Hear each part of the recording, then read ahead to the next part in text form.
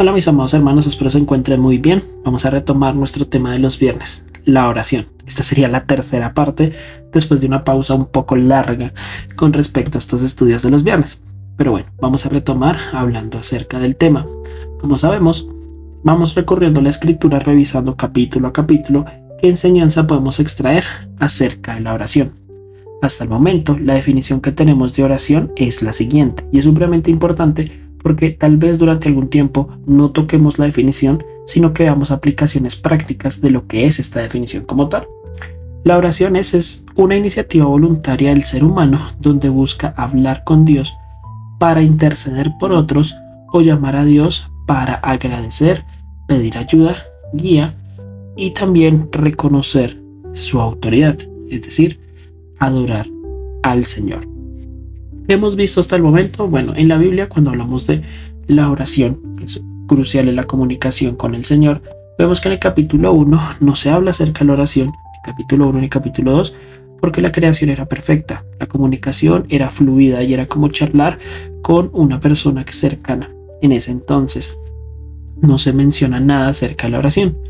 En el capítulo 3 tampoco se menciona nada acerca de la oración, pero es la caída. Y aquí vemos el fenómeno que se va a repetir mucho en los primeros capítulos de la escritura.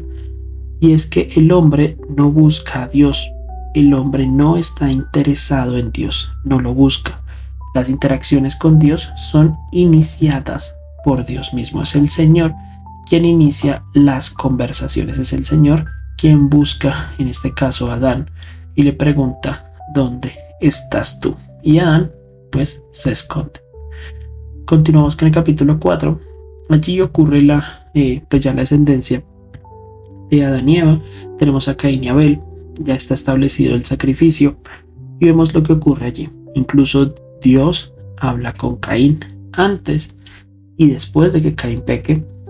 Y no hay una iniciativa de parte del hombre. Pero siempre es el Señor buscándonos a nosotros, los pecadores. Pero el capítulo 4 cierra hablando acerca de que los hombres empezaron a invocar el nombre del Señor. Y cuando revisamos la palabra invocar, que eso lo vimos en la parte anterior, que fue hace ya varios meses, hablamos acerca de que invocar era llamar a Dios. Así que es algo que nosotros, una actividad que nosotros realizamos también al momento de orar. Entonces continuamos con nuestro recorrido en la escritura. En el capítulo 5 no vemos ninguna mención acerca de la oración. Vemos las genealogías. Lo más interesante de este capítulo de relación con Dios es el hecho de que Enoc caminó con Dios y desapareció porque Dios lo llevó. Eso se conoce como transposición, es decir, que no murió. Enoc es uno de los únicos dos personajes en la escritura que no muere. Entonces, para que lo tengamos presente, pero no es relevante para nuestro tema que estamos estudiando, que es acerca de la oración. Ahora sí continuamos con el capítulo 6. Y es cuando los hijos de Dios se enamoran de las hijas de los hombres. Pero lo mismo, esto no es relevante para el tema de la oración. Y vemos la introducción de Noé. Pero de la misma forma, la Biblia nos habla de que otra vez la iniciativa es de Dios.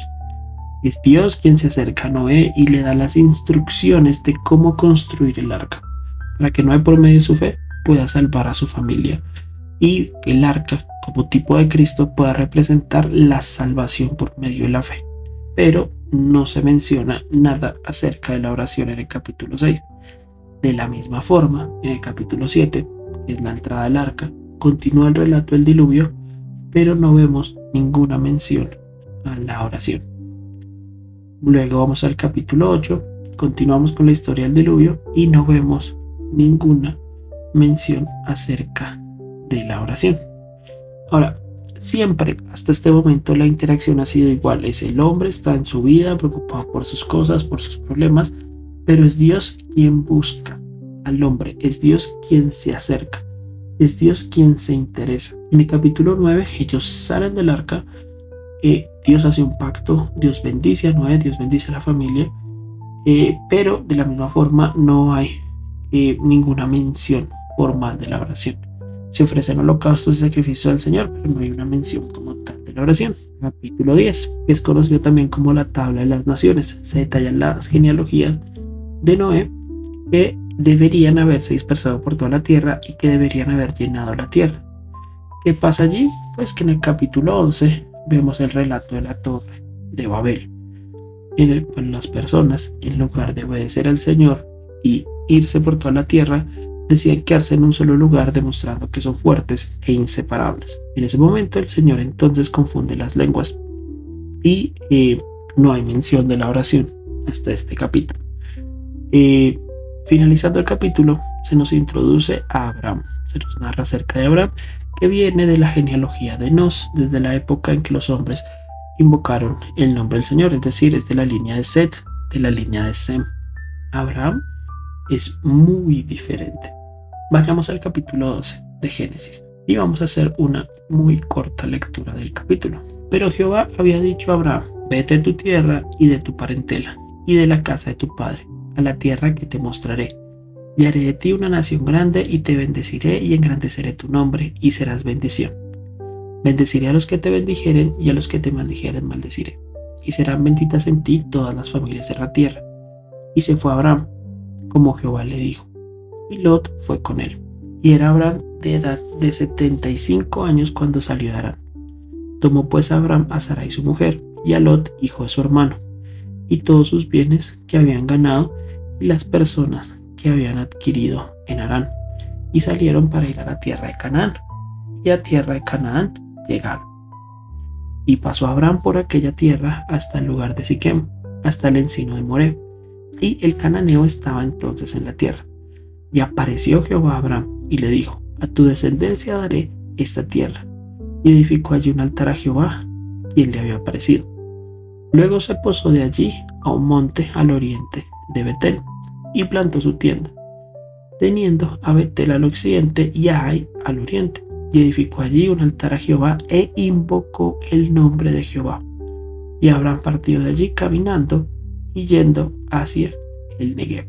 ¿Qué vimos en esta situación? Bueno, primero nos hemos centrado más en la historia de Abraham, está mucho más detallada, ya nos va contando acerca de diferentes cosas, incluso en el capítulo 11 nos muestra que está con su padre hasta que su padre fallece, es que Abraham decide continuar con el viaje, pero entonces vemos que Abraham hace su viaje, pasa de un lugar a otro, edifica un altar a Jehová y luego invoca el nombre de Jehová, que es como la mención de la oración, es llamar al Señor no solamente para pedirle algo, sino también para alabarlo, para glorificarlo, para consultarle. Luego ocurre una escena en Egipto, Jehová abre la tierra, Abraham desciende a Egipto, pero no es relevante para el tema de la oración. Si quieres lo puedes leer. Quiero ir directamente al capítulo 13, porque vamos a ver un patrón en la vida de Abraham. Subió pues Abraham de Egipto hacia Negev, él y su mujer con todo lo que tenían, y con el Lot. Y Abraham era riquísimo en ganado, en plata y en oro. Y volvió por sus jornadas desde el Negev hacia Betel, hasta el lugar donde había estado antes su tienda entre Betel y Ai, al lugar del altar que había hecho allí antes, e invocó allí a Abraham el nombre de Jehová. Abraham es la primera persona en la Biblia que se menciona que orara, que tuviera un hábito de invocar el nombre del Señor, que orara frecuentemente al Señor, que lo consultara. La relación de Abraham con Dios era muy cercana. No sabemos cómo era la relación de Dios con Enoc. También debe ser muy cercana, porque Enoc fue traspuesto. Pero en el caso de Abraham es una relación de amistad muy cercana, en la cual Abraham tiene muchas iniciativas de invocar el nombre del Señor. Sabemos que el Señor lo llama, que el Señor le habla, le promete, y una vez Abraham cree en sus promesas, empieza a invocar el nombre del Señor. Pero entonces, ¿qué podemos aprender de la oración? Viendo el capítulo 12 y esta pequeña parte del capítulo 13 de la vida de Abraham. Bueno, la definición no cambia, la definición de oración sigue siendo la misma. En este caso podemos decir que Abraham invoca el nombre del Señor para agradecer, para adorar, pero también lo invoca para consultar. Abraham se movía y consultaba al Señor. Entonces, si la definición de oración no cambia, ¿qué podemos aprender de la oración aquí? Bueno, podemos aprender algo acerca del hábito de la oración y de lo que representa. Porque, por ejemplo, la forma en la que Abraham se comportaba con respecto a la oración, que invocaba el nombre del Señor y luego hacía su viaje o llegaba de un viaje e invocaba el nombre del Señor, nos da 4 enseñanzas que podemos extraer con respecto a eso. Lo primero, hay que entender que Abraham confiaba en Dios. Abraham con sus acciones mostraba una fe muy grande hacia el Señor. Mostraba fe que lo llevaba a tomar acciones. No es que las acciones lo justificaran, no es que hacer cosas lo salvaran, sino que él entendía que primero le creía a Dios y basado en lo que creía, obraba. Eso lo vemos en sus acciones, pero esa confianza también la vemos en la dependencia al invocar el nombre del Señor. Abraham invocó el nombre del Señor en altares, hechos con mano humana, hechos con sus manos. Lo que significa también que él estableció lugares de encuentro con Dios, lugares en los cuales él charlaría con Dios, él lo consultaría, él invocaría su nombre. Ahora, ¿qué lugares nosotros tenemos allí? Y más que lugares físicos apartamos tiempo luego de ciertas actividades para hablar con el Señor. Apartamos tiempo, tenemos lugares específicos físicos, no necesariamente, pero si los tienes también sería muy bueno. Pero tenemos lugares y momentos en nuestro día a día donde nos podamos detener e invocar el nombre del Señor, no para pedirle cosas necesariamente, pero sí para adorarlo y sobre todo consultarle. Esto muestra dependencia. En 2 capítulos, 2 menciones. Abraham lo hacía frecuentemente. Esto es importante para tenerlo claro con respecto a nuestra relación con la oración, nuestra relación con Dios.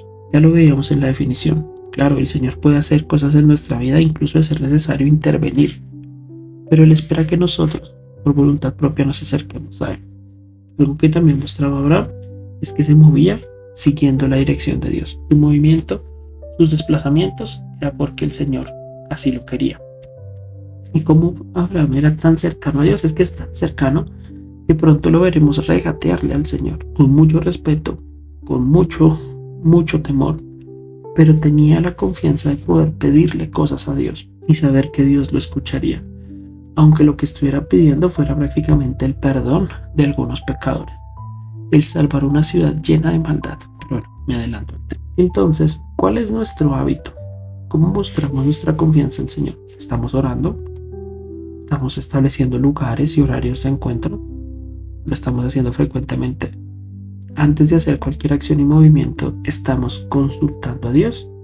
¿O simplemente nos movemos y luego sí pedimos ayuda cuando estemos en algún problema? Algo interesante de entender las promesas de Dios hacia Abraham es saber que de allí va a venir el Salvador. Porque eso también nos recuerda que nosotros podemos orar porque Cristo dio su vida por nosotros para que nosotros tengamos una relación de cercanía. Jesús les dijo a sus discípulos: ya no os llamaré siervos, los voy a llamar amigos, porque tenemos esa cercanía y esa confianza de hablarle a Él directamente, siendo hijos de Dios. Y a veces no aprovechamos eso, desperdiciamos la oportunidad y los beneficios que el Señor nos da de poder apartar un momento para orarle.